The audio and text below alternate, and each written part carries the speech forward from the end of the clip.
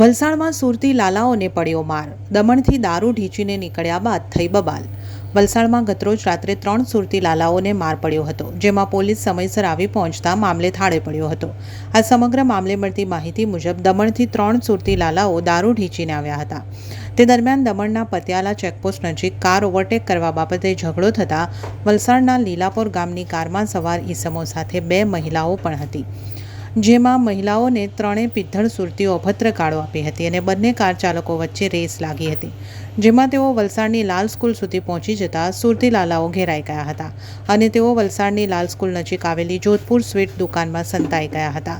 ત્યાં તેમને લોકટોળાએ માર માર્યો હતો. આ બનાવની જાણ વલસાડ પોલીસને થતાં તેઓ તાત્કાલિક ઘટના સ્થળે દોડી આવ્યા હતા અને સમગ્ર મામલો થાળે પાડી 3 સુરતી લાલાઓને વલસાડ સિટી પોલીસ મથકે લઈ જવામાં આવ્યા હતા.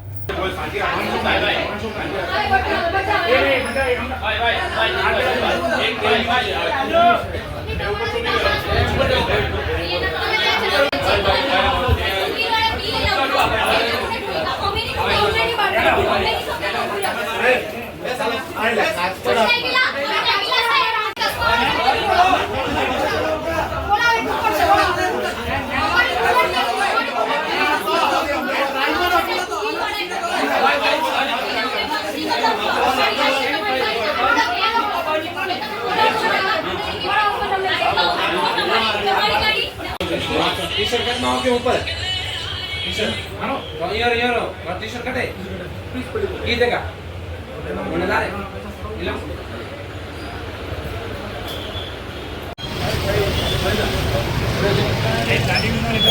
हाँ नहीं आवे